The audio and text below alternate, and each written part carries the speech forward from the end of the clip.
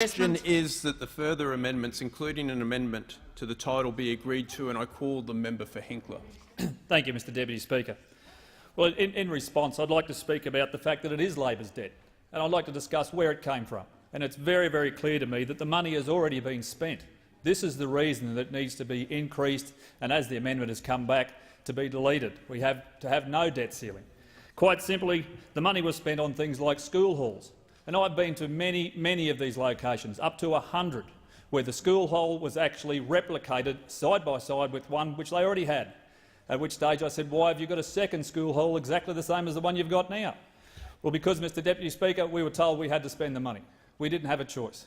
Now, on this side of the House, that is not the way that we do business, and it certainly shouldn't be.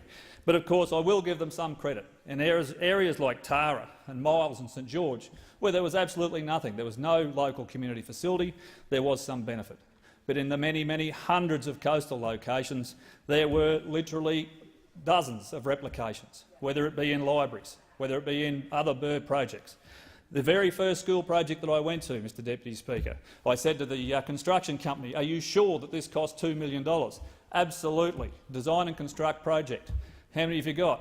Oh, 10. What have you got to do? Oh, well, same again. Well, what about the design component?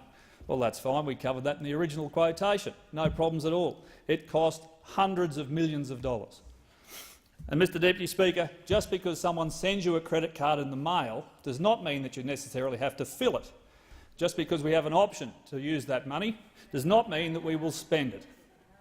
We are not the United States. This is Australia. This is the Australian Parliament House. Mr Deputy Speaker, I sat in this place in recent weeks, and I am a new member to the House. But what I continue to hear from those opposite is how they represent the union movement. I'd be more interested to hear what it is that they intend to do for their electorates. Over and over and over, we represent the unions, we represent the workers, and I find it absolutely outrageous that they would indicate to those on this side of the House that they do not fairly represent all people. Because I am a worker. That is exactly where I come from. I hold a trade qualification. I work on a farm. I also have a degree in engineering. I represent people equally, because that is why we are here, and that is why I am on this side of the House and I sit with the Nats, because we are for regional Australia. It's what we are about.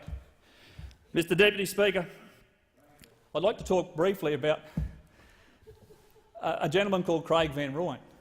Now, Mr Van Rooyen is an immigrant to this country, came through with the right process.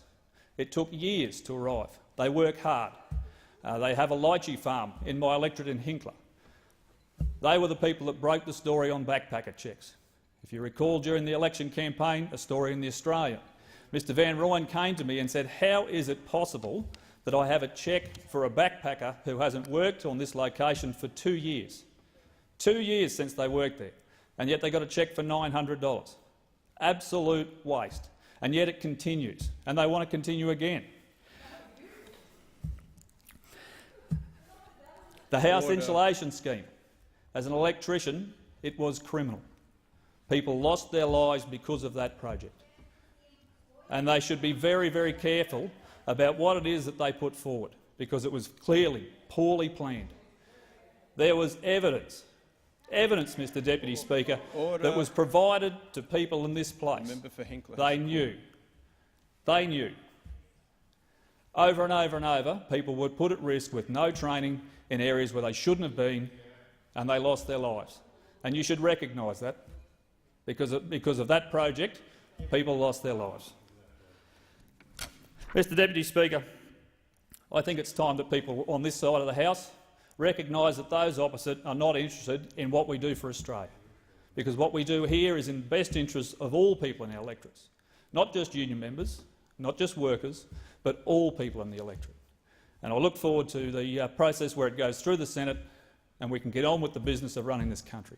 Thank you, Mr Deputy Speaker. Order. The question is that the further amendments, including the amendment